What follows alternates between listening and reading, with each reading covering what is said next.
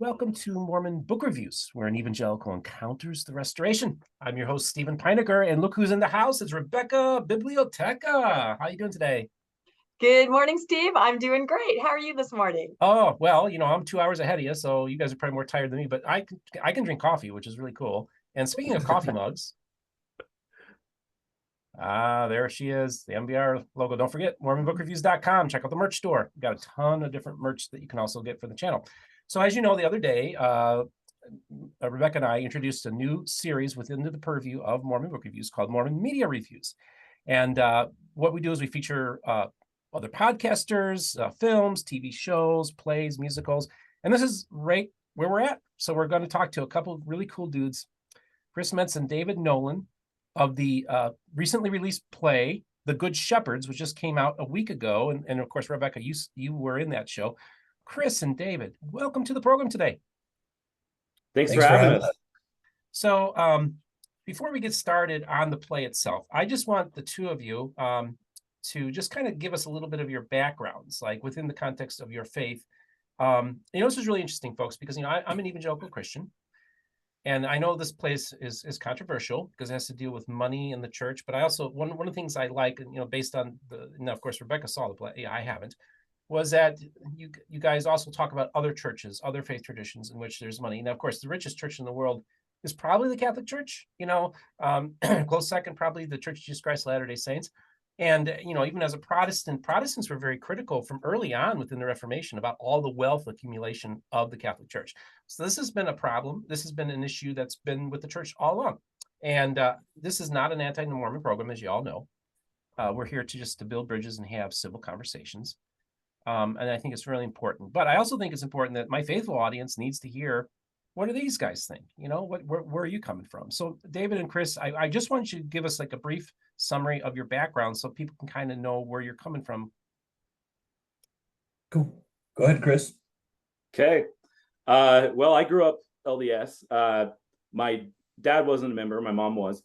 They ended up getting divorced, and my mom got remarried and married in the temple. So a lot of my youth, I was pretty non-committal to the church. I didn't really have much faith in it. And my senior year, I decided to go on a mission. So, and then, for the next 10 years or whatever, my wife and I, we got married in the temple, had 5 kids, and, just slowly kind of watched the world change a little bit around us, and see the way that our families reacted to it. Did a lot of studying, and just kind of eventually came to, at least for me, the conclusion that I don't believe in it anymore, and I don't think it's good for my mental health. But I have a lot of family that's still in it, and they do great things with it, and so yeah. Awesome. So I was born and raised in the church, and you could say came from a very strict Mormon background. My dad was a stake president up in Logan I was about age 8 to 18. He was in it for about 10 years. And just, he ran a very tight ship. We read scriptures every single day, and but hey, he made me go to ward choir as a young kid, and that's where I learned that's part of the reasons why I learned to love music. So thanks, Dad. No, they're great. Most of my family is still active. We still attend, my wife and I and our kids, even though we're not afraid to stir the pot, you could say. And honestly, I truly wish that more members were willing to speak up on stuff that they think is BS. So yeah, that's a little bit about me. So, it's really interesting because I'm reading the article, and you guys just told a story about how you went to the church for help with the financial assistance. You fell on tough times, and you didn't get the assistance that perhaps you thought you should have been able to get. and then the report drops about the over $100 billion funds and investments that the church has, and that kind of got the wheels turning for you. Maybe talk a little bit about that. Yeah, so I don't remember the exact dates, but we were living in the Huntsville, Eden area of Utah, and we just, I'm not going to bore you with all the details, but we just had a lot of really, really unfortunate things happen all at the same time. That was completely out of our control. And as a very faithful member, I was hoping to get just a little bit of help. We could have really used it. And for whatever reason, it just didn't happen. And I've always used music as my personal therapy. I remember ever since the 4th grade, I went through a hard challenge and wrote a cool song and performed it publicly, and everyone loved it. And so ever since then, I've used music as my way of processing difficult things. And then after not getting any help, the lovely, whichever one came out first, the Wall Street Journal or the New York Times or whoever, said, hey, the Mormon church sits on $100 billion worth of stock. And to me, that was just kind of the punch to the face that really sent me reeling into a depression, basically. So I used music to try to claw my way out of that depression. I think up to that point, members, myself included, kind of knew that the church had some money, but I don't think any of us fathomed the literal dragon's hoard of gold that they sat on. So it was pretty devastating. Very interesting. Yeah. So I find this so fascinating, this whole thing. So this is actually, so now you find out about these assets and all these kind of things, and you find out of all those. So now I actually want to just give us the nuts and bolts. What is it like to sit down and start writing a play or start writing a musical? Just give us, tell us a little bit about that, because I find that very fascinating. Sure. So it wasn't, it didn't start out as, oh, they have 100 billion and I'm going to write a musical. It started out as a therapy for me to process this difficult situation my family had been placed in. And some really gut-wrenching song, and that's the word the Washington Post used, some really just thoughtful, thought-provoking, gut-wrenching type songs came out of it, such as a song called 25,000, and that number is the number of human souls that die from starvation every single day. So really deep songs like that, Look Down on Me, Tears of the Fallen, like some of those powerful, tragic type of songs came as a result of that. And I had written those and I'm like, okay, well, that's cool. So now what do I do with this?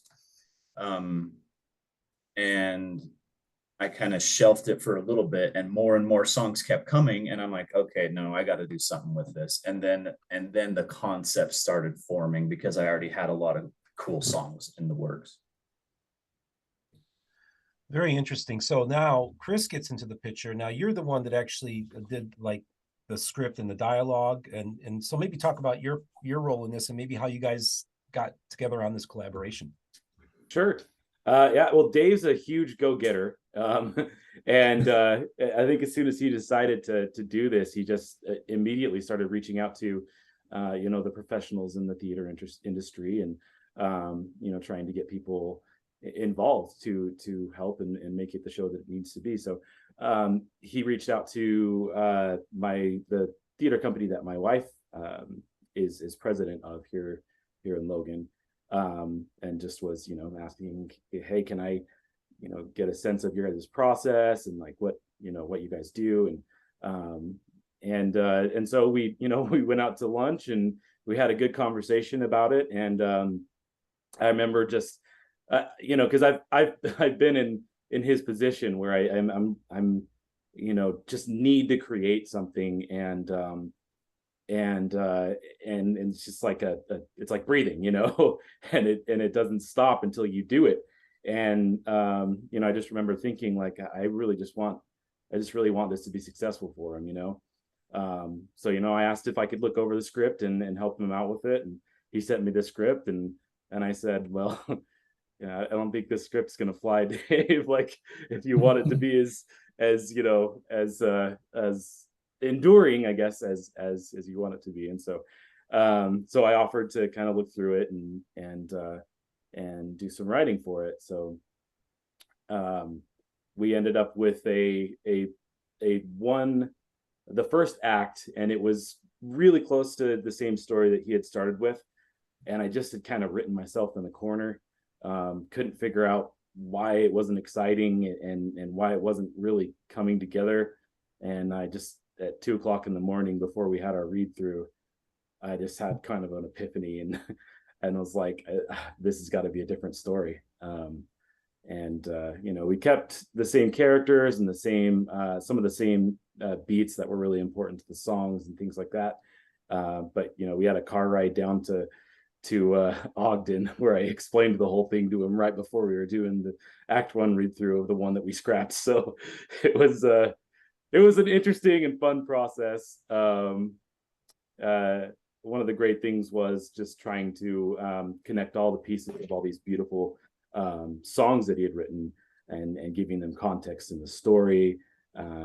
Maybe adding or changing a few lyrics to make it a little more story driven. It was a great, crazy experience. So if I could interject for a second, yes, I saw the production with a group of friends, and I said to them about halfway through, I said, I'm going to make a guess on their process. The songs came first.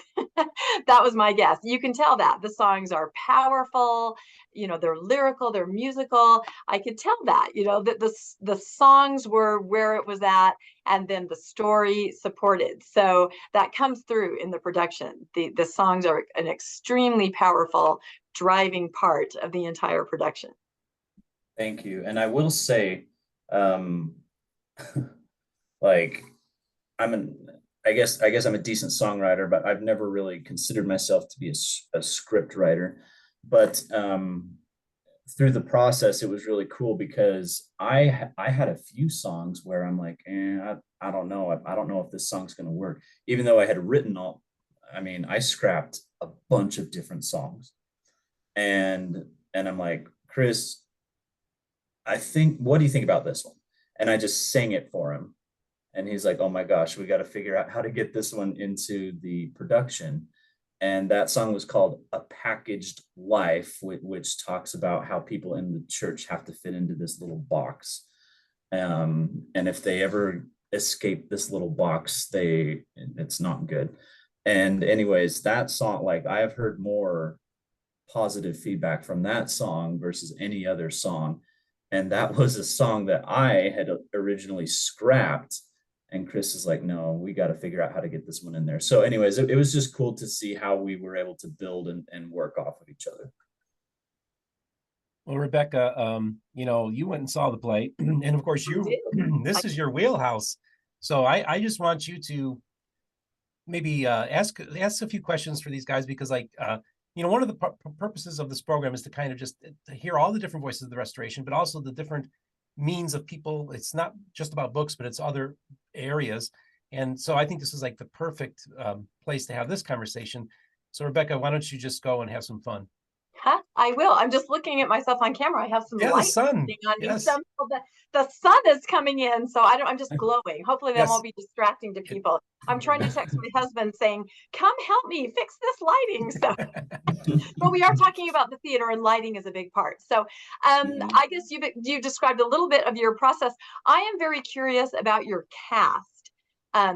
They seemed extremely committed to the project. I mean, you could tell they were very emotional and really feeling the message and the content. Tell me how you found your cast, who they were, what the process was there. Yeah, so, and feel free to chime in, Chris. When when we had the auditions, I gave them a little pep talk, you could just say, just basically saying, hey, if this isn't something you're passionate about, like truly passionate about, and I said, you know, it all goes back to our main purpose, which is attempting to be a voice for the forgotten, right? So, and that's what I told him. I said, that's what this production can do. That's what it has the power of being. And if you're just not feeling it and you're not truly passionate about it, you know, here's the door, and it was nice meeting you. So, and we did have some people like, this isn't, and that's great, you know, that's great. And they chose to leave. And so we replaced some people who chose to leave, and you know, we were able to find a very diverse cast. Chris, maybe you can talk about how some of them like inspired a bunch of the script and like have lived the lives of those we portray. Absolutely, yeah.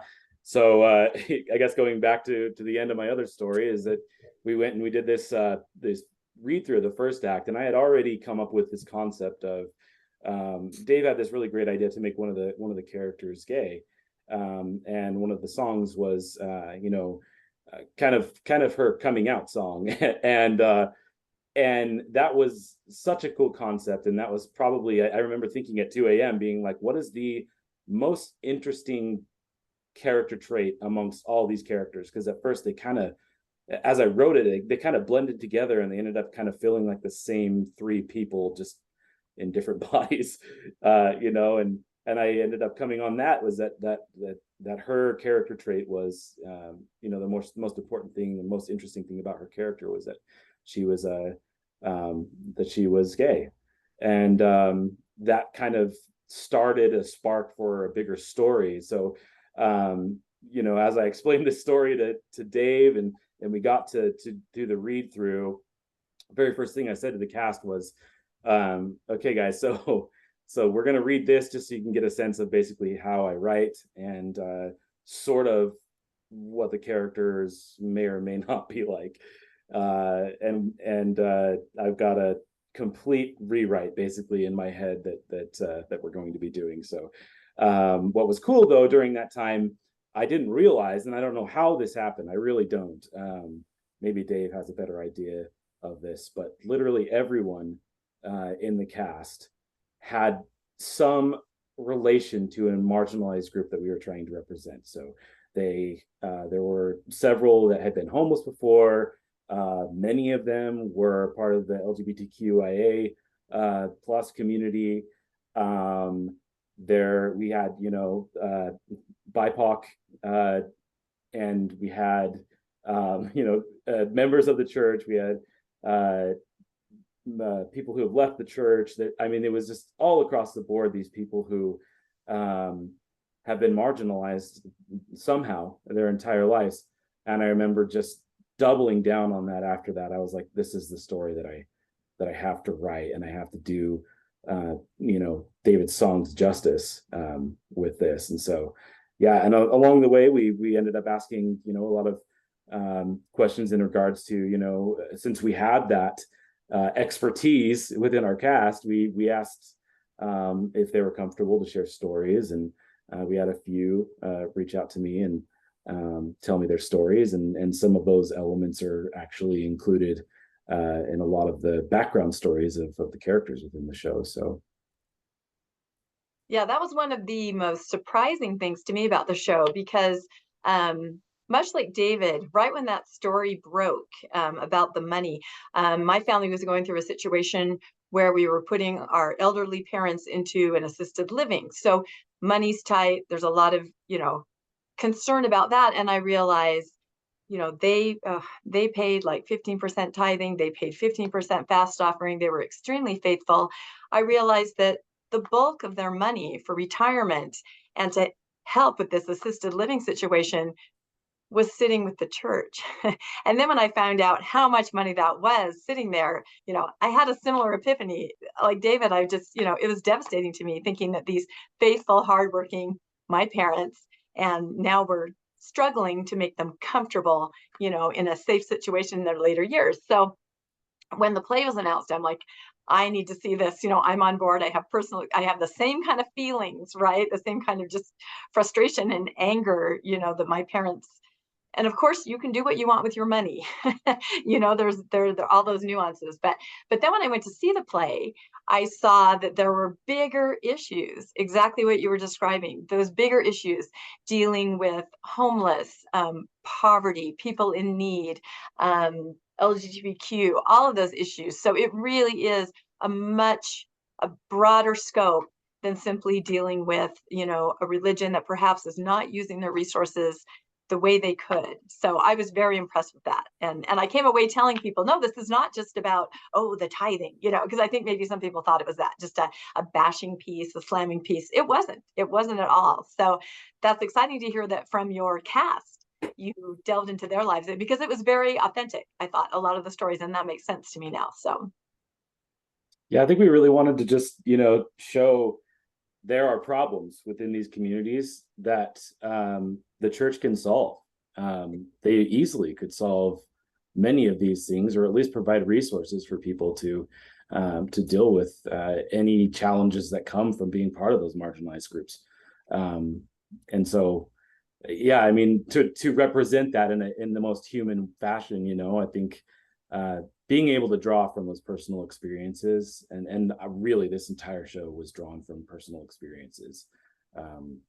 So definitely hope that's something that people understand when they come and see the show. So yeah, my group certainly did. The other thing I thought was interesting, and maybe you can talk a little bit about this. I assumed it would be, this is all about the LDS Church and their money. And so when we first started watching it, the characters that played the religious organization, they weren't really dressed. You know, you would think they would be in suits, you know, there'd be a certain stereotype. But then I started to realize it's more universal.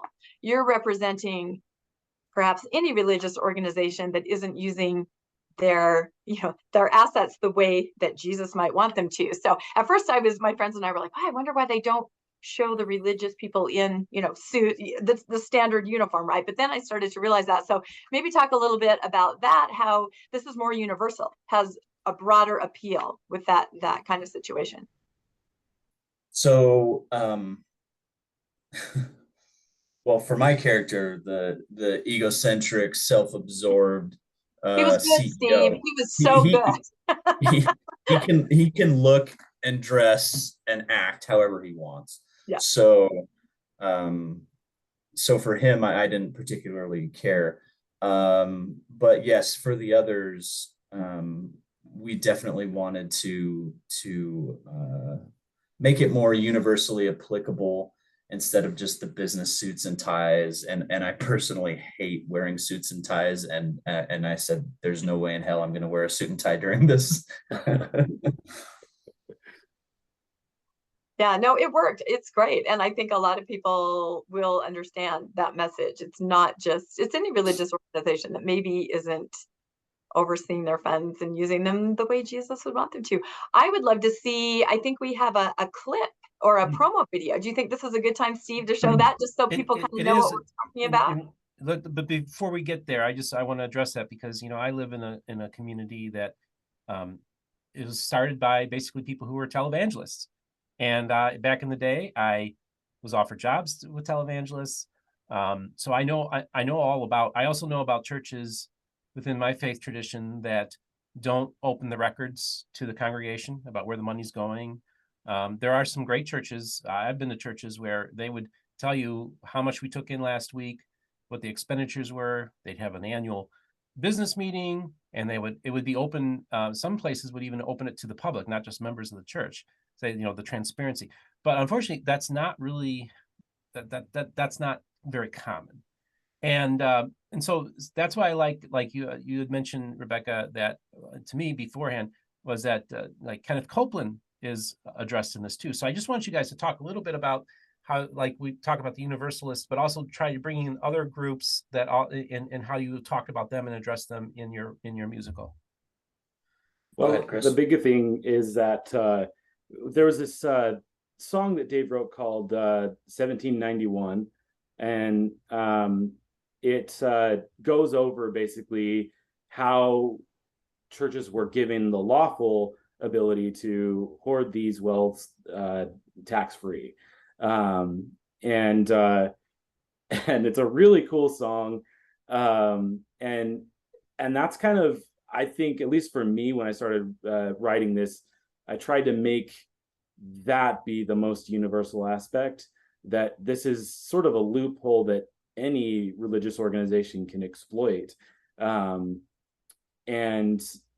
I think that, you know, just because they're a religious organization doesn't necessarily mean that they will exploit it, but it is something that's a potential and is being exploited by some. You know, just as Rebecca pointed out, we definitely tried to just make it super conceptually universally applicable. That was one of the things that I thought at first we sort of like leaned into just the LDS church maybe too much, and I wanted it to be this thing where you know, we discussed this, David and I, that we need to see it from all the different perspectives, and what needs to happen is that the characters should express their own personal opinions, so that by the end, anyone who comes and sees it can grasp whatever they want from it. We have true blue Mormons, true blue Mormon characters within the show that have some growth. We have Mormons that leave. We have ex-Mormons. We have you know, people who have never been part of the church. You know, it's just, and I've had friends ask, you know, well, you know, Mormons don't swear like that, or you know, because we have some swearing in there and stuff, and I'm like, I have the different experience of yes, they do. And so that's kind of something that I leaned into, at least on the script side, was I want to show the most human elements of the Mormon community, and I think in that way it made it more applicable to you know, religion in general, and religious people in general being able to see that, hey, we've got some commonality here, and by extension we might have some of the same problems within our religious organizations. So yeah, I can verify, folks, that I know many people are members of the Church of Jesus Christ of Latter-day Saints, and I've heard the swears too, so I can verify. And I sometimes wonder that they feel like they can use them in front of me because maybe I'm not one of them, right? You know, so they feel like, oh, okay, I can use a little bit more saltier language. So Chris, what I'd like for you to do is we're going to do, I've enabled screen share, and make sure that your volume is up, because I want to make sure that our audience is able to hear the musical numbers. If there's technical difficulties, folks, that's part of just what it is, but I want you guys to get a sense of the imagery and the music of your program, and I'm very excited. I just watched it right before we taped, and it was like, whoa, this is really good. And Rebecca, of course, you went and saw the play. And I did. And 1791 was one of my favorite songs. It was very educational. I came away singing that with the rap. Yeah, sorry, I'm singing and dancing, but no, it was very educational and very well done in describing that dynamic of churches being very much under the radar on a lot of things. So that was a great song. That's our Billie Eilish impersonation song. Yeah.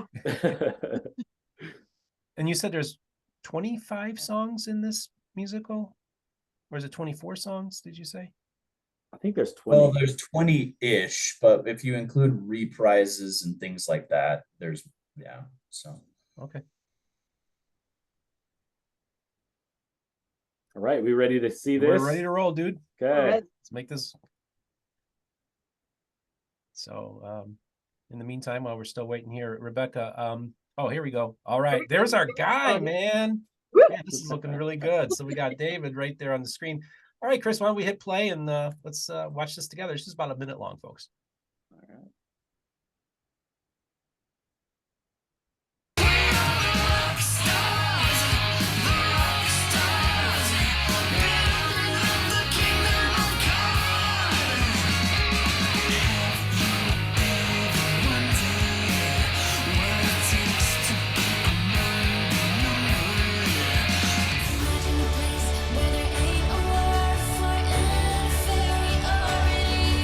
Imagine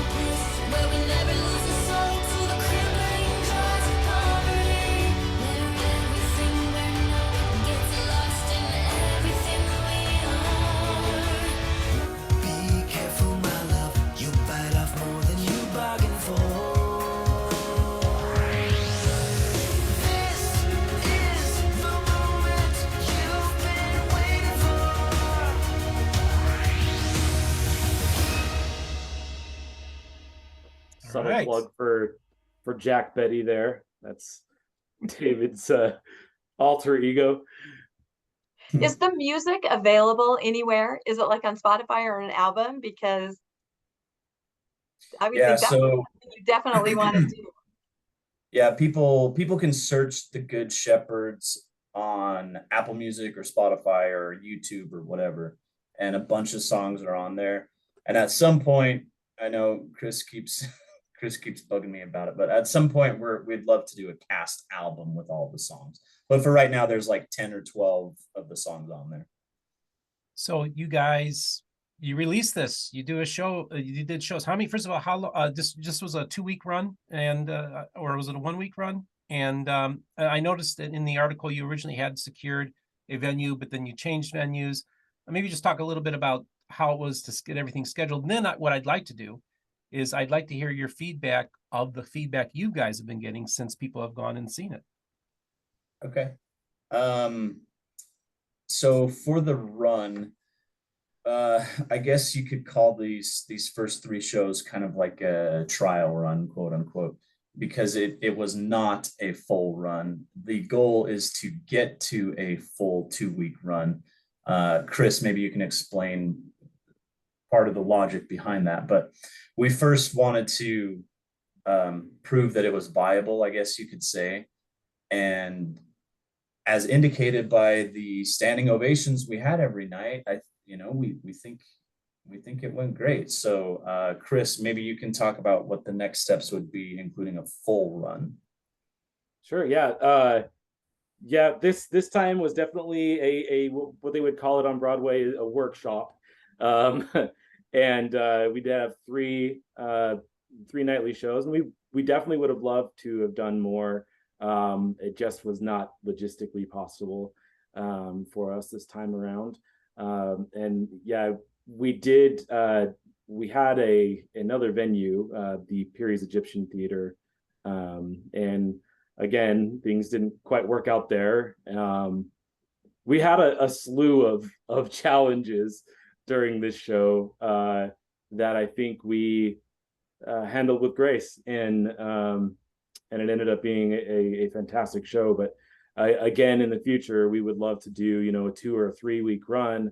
That gives you the time to build the momentum. People come and see the show the first weekend. They go and they talk to their friends at work or at church, and they say, "Hey, the show is awesome," or they say, "This show stink."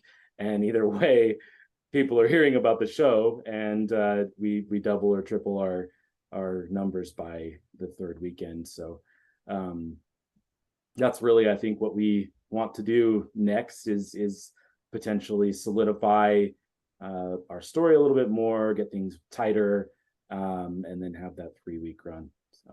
So I'm just curious about the feedback you're getting. So I kind of on the Nolan nuts and bolts here. So you get feedback, I'm sure a lot of positive, but also probably some negative. So when you get that kind of feedback, how does that impact how you're going to make adjustments on the program? Like, okay, well, maybe we could tweak this or add something or take something out based on maybe just the response you get from the audience. Well, at least for so I'll start with something. Go ahead. I'll start with one. So Rebecca, do you remember the song called "Let's Buy Florida"? Yes. Let's Buy Florida. Yeah, you'll appreciate that one. So anyways, I had multiple people tell me saying, "Dave, you need to make it clear in your programs, put a few source materials in there, because all the active Mormons thought that you 100% made up out of the blue, 'Let's Buy Florida.'" And it's not true. The entire song, including the dollar figures and the acreages mentioned in the song, are facts. And the Mormon Church is the largest landowner in Florida. And the fact that active Mormons just think that entire song was made up out of thin air, it's no. So anyways, these are the little things that I have learned, is yeah. Anyways, go ahead with what you were saying. Maybe, Well, maybe you just could real add quick. it into the song. Maybe at the end you could just say, "It's a fact. Look it up." You know. And it's fascinating because growing up, I mean, we've had property here in Florida since the 80s. And a friend of my father was a businessman. He was actually a CEO of a multi-level marketing company for a while, but he was working with a guy who was in the Indy Racing Hall of Fame, a man of means, a man with connections. So this is like the 80s. So like there's no internet. But he went to my father and he said, you know, the Mormons, see where we're driving through, this is all owned by the Mormons. Like he knew, and he said they own like 2 or 3% of the land here in Florida. We knew this in the 80s. So this is not a secret. So I just knew all along growing up, oh, the Mormons, the Church of Jesus Christ of Latter-day Saints owns a lot of land. And of course, now this is the other thing too. They've already announced they're going to build like a mega city in Florida too, you know, so that's all the property that they own. So we know all of that. But either way, that's just a little fact what I want to drop in there. I Rebecca, think did it's you have a question? impossible for most people and Mormons to understand how much money that is. I just, when people say, "Oh, it's good that we're frugal," I just don't think they comprehend how much it is. I wish there were a way musically to write a song to explain, somehow. I've seen different devices trying to use to help people understand how much money that is. I don't think most people have any comprehension. We just can't understand it. No, they don't. And that's why a lot of them just write it off. Yeah. 100 billion, 200 billion, who cares? Like, We're because frugal. they can't fathom, you're right. They can't possibly fathom that level of money. No. And that's why I like facts like, I think I read it would take something like $5 billion to cure malaria completely, something like that. I mean, when you start telling people that, look, you could just throw a cool 5 billion after this problem. I mean, they just don't get it. They just don't get how much good that money could do. Not only good, but just change the world. Even here, just in Utah, eradicate child hunger. I mean, don't get me started. But yeah, your play definitely delved into some of those. But I do feel that a lot of people, it just went over their head, just like that. Well, I have to say I think probably the most interesting conversation that I had as a result of me posting about this show. I had a friend from college reach out and just say, "Hey, I just feel like from the things that I read on the website and what I've heard, I just don't feel like this is something that I want to spend my money on, being told that I'm in a church that's, that I should leave or something like that." And I said, this is the post that I put up was this, everything we are and everything we're not. And that's those are lyrics from 2 of the songs that David wrote, and very beautifully put. And I just kind of laid out what we were trying to accomplish and what we were not trying to accomplish. And one of the things that I said in there was just that, what we want to do is encourage dialogue. But we're not trying to dissuade anyone from being a member of the church. In fact, quite the opposite. We just say your faith journey is your own, and we're just pointing out issues that are real issues that are affecting people. We don't know what the answer is as far as like how to fix that, but it is a problem and people need to acknowledge it. But I got in a conversation with this college friend, and I just couldn't get her to get past that wall of feeling like if she partook in this that she was doing something wrong. And so she laid out a couple things and I laid out some very, very well-worded arguments, but by the end of the day I got her to come to the show, and she came and saw it, and I could tell when I talked to her that she was like she was like really proud of like the work that I did and things like that. And I was like, okay. And I got brave and I messaged her and I was like, so what did you really think? And she was like, what do you want? Do you want just honest praise, or do you want just praise or just honesty? And I was like, well, somewhere in between, because I'm like, I realize that some people are not going to jive with the message. And so I just was like, I wanted kind of like a base level, how your feeling was as a member of the church, and she kind of gave me the response that you would expect from someone who's, you know, true blue Mormon. And I responded and just said, one of her main complaints was like we said previously, you know, this isn't the experience that I had in the church. I don't know that Mormons swear a lot, you know, those sorts of things. And I wrote back and I just said, well, the problem with that is that most of us in the cast, and Dave and I are both grew up in the church. So these are all actual experiences, and characters are based off from people that we know or ourselves, all of that. And so that's actually not valid.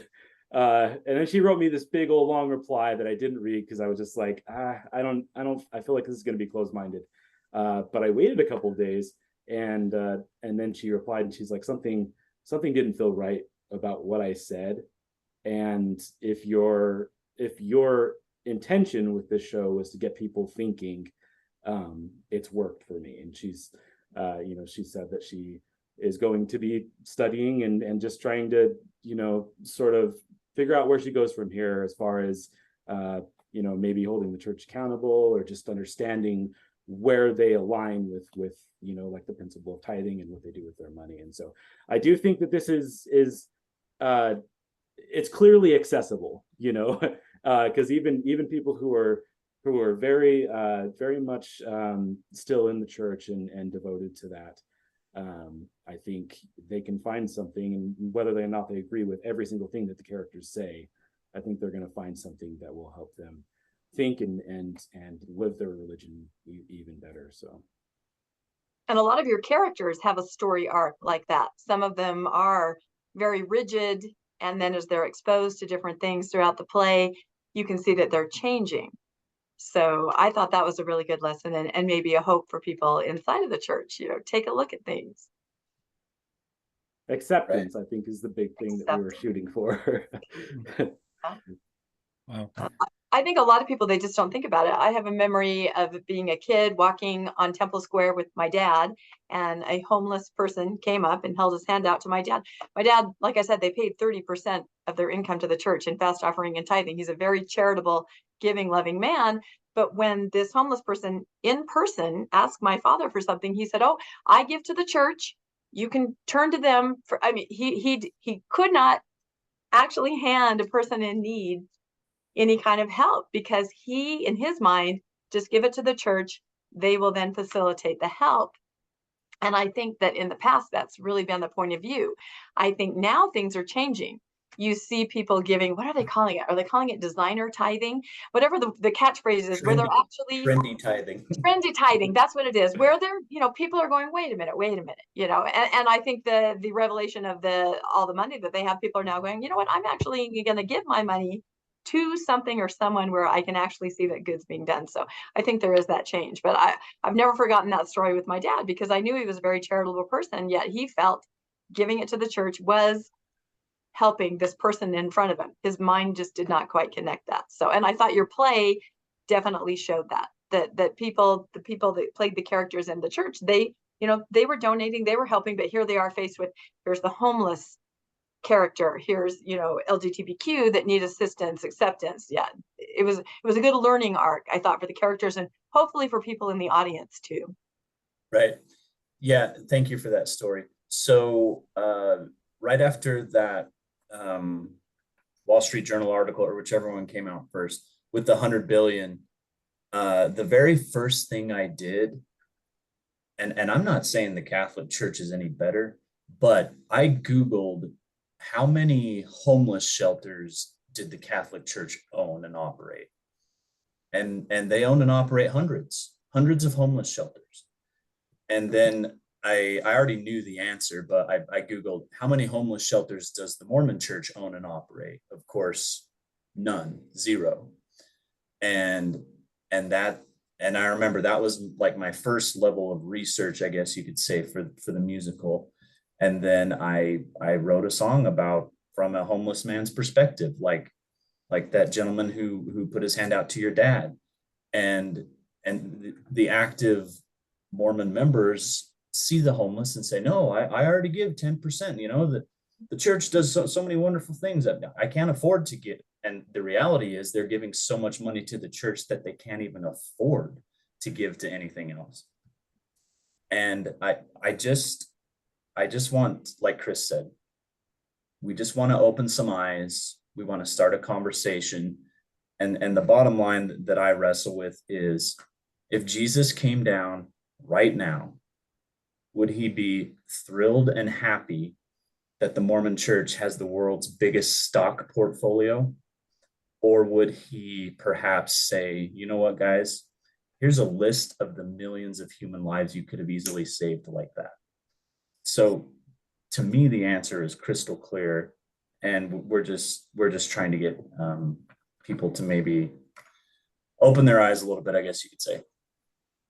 So Yeah, I that's want to one of the know, things that- you did your workshop. Well, Chris, did you want to say something, Chris?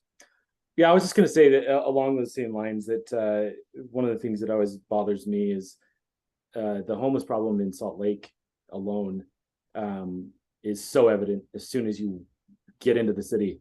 I mean, they're everywhere. And how is it that, you know, this church that, you know, you're raised to just believe that they are doing so much good, and then they're sitting on 100 billion. Why is the homeless problem so bad in their city at the very least, you know? So anyways, that was something that impacted me as well. So this has been a pretty kind of a harsh episode talking about this kind of stuff, and it's a little different than my program, but these are also voices within the restoration. And like I said, all the voices of the restoration are going to be heard here at Mormon Book Reviews. And I'm glad that you guys came on today to talk about your program that you're doing. I also this is what I'm curious. You did your workshop, so you did your three nights. I'd like to know, what is next? What is your next step? Dave? Oh, okay. So, I mean, I couldn't tell if every single person in the audience gave us a standing ovation, but from my perspective, at least on the final show, it appeared that the entire audience was on their feet at the end. And there's no way the entire audience was all non-Mormons or ex-Mormons or whatever. I guarantee there were a bunch of active Mormons there. So the bottom line is, it was written for, and it's applicable to any believer or non-believer, regardless of which religion they prescribe themselves to. So what, like Chris said, if we can get a longer run, like a 2 or 3 week run, that would just give us such a better opportunity for members of the church and people who aren't, and everyone in between, to be like, hey guys, you got to come see it. And then that's really how we will build the momentum. And then hopefully after that point, hit some neighboring cities. Like, I know there's some pretty significant interest in the Phoenix, Arizona area, which is like a junior Mormon, especially like the Mesa, Gilbert, the southeast corner of Phoenix, that's very heavily Mormon. So we've had significant interest to bring the show down there. We'd love to do some regional spots like San Diego, LA, Vegas, Phoenix, and kind of just grow it regionally. And if there's potential there, then we can see where it goes at that point. But that's kind of the next step. So to help us get there, I'm trying to track down some sort of executive producer who might believe in the cause. And again, as we've alluded to multiple times, the cause that people just unfortunately write off is that we're trying to be a voice for the forgotten. And I think, Rebecca, you could agree, you went and saw it. I think the final song, it sums it up really good. The final song is called Everything We Are. And it's basically a celebration of humanity and the fact of, it doesn't really matter. Like, you know, if you're this religion or this religion or no religion or whatever. Like, why do we pick apart all these differences, and why are we not focusing on the good and what we are? So it's just a message of hope and redemption, and as soon as we can get our 2 or 3 week run set up, I think it'll be on its way. So cool. Rebecca, was there anything you wanted to ask him before we wrap this up? I like the concept that this was sort of a workshop. I think that's good, because I think you can learn a lot. You probably can learn a lot by how the audience was responding, and I agree that final song, I think that, that spurred the ovation. It's a really excellent song, Steve. It really was. All the characters come walking out, and just a very powerful musical number at the end. So yeah, I love it that you're workshopping it, you're honing it, you're fine-tuning it, and just so that you can get it out to everybody, because I think the message is definitely worth hearing. Absolutely. So, and it's quite an accomplishment. It really is. It was a lot of work. Yeah, that's for sure. You could say that. Yeah, absolutely. Well, David and Chris, I just want to thank you so much for coming onto the program today, and sharing your story, and kind of give us some background on your lives, and just kind of what the nuts and bolts are of putting together a play. I think that our audience will find it very interesting. Was there any final words you'd like to say to the audience before we wrap this up? I'll just be fast, and then Chris, I'll let you have the final word. So thank you so much to those who came and saw it, like Rebecca, and you brought your friends. I mean, that's awesome. To those who completely misjudged it and mislabeled it, and I would just ask you to really consider the true purpose. I mean, we don't need to get into the details, but we had crazy backlash, people yanking down our posters all over the place. And like, if you don't want to come, that's fine. Don't come to it. But at the same time, I don't think it's fair to just label it as some sort of hate piece when half the audience is in tears because of how moving and how meaningful it is.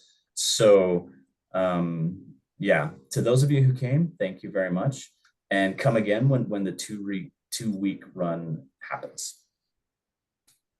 Chris? Yeah, for me, I guess along the same lines, I just I really hope that we can get to a place where, as people here on this earth, that we extend some understanding to each other, and really this whole show is just about perspective. We don't want to hurt anyone's faith. We want people to come, and we want them to see how other people are experiencing things, and maybe gain some growth from that, and some ability to help people once they understand their perspective. I think that's something that Jesus would want for everyone, to kind of find that universal concept of like, how do we find common ground here? I'm just really grateful for this show, and I feel we were able to represent something that I really, sorry if you can hear my kids in the background screaming, something that I really wanted, and I feel like hasn't been represented in media too much in the past, was from a perspective of somebody who is in the church currently, seeing their struggles represented in a way that wasn't for some gospel lesson or something like that. Just seeing, hey, yeah, I struggle with that. That's hard. Some of the characters struggle with their identities and being accepted for their identities, and some of them struggle with substance abuse and death and spousal abuse, that kind of stuff. And so I hope that people just come and they're able to sit through it and really understand and feel represented as a Mormon people, whether you're somebody who's in it or left, or maybe just somebody who deals with similar things within their religious organization. So. Well, Rebecca, I want to thank you so much for helping lining this up. Apparently, Rebecca's kind of becoming my unofficial booking agent now. And this is something I'm really glad we did this. And thanks, Rebecca, for helping set this up. Yeah, these guys are awesome. I'm excited to meet you guys well, almost in person, right? Maybe we'll have to meet somewhere in Salt Lake and have lunch someday, because you guys are awesome. Great. Fabulous. So, folks, I want to thank you for watching today. Please leave your comments. We'd like to hear what your thoughts are on this episode. I just want to remind you to like and subscribe, and don't forget to hit the notification bell for when a new episode comes out. Also, I'm going to provide links in the description so that for their website or whatever you guys want to send me. So if people want to email you guys or whatever, inquiries, we'll put that in there. Also in the description, we'll have, if you would like to support the channel, we'll have PayPal links, Patreon links, as well as the merch store, MormonBookReviews.com. Also, remember, folks, we are on all the major podcast platforms. Now, we're primarily a YouTube channel, and Anthony's working on getting our podcast updated and uploaded. So keep an eye out for that as well. I want to thank you so much. And just a reminder, folks, all the voices of the restoration will be heard here on Mormon Book.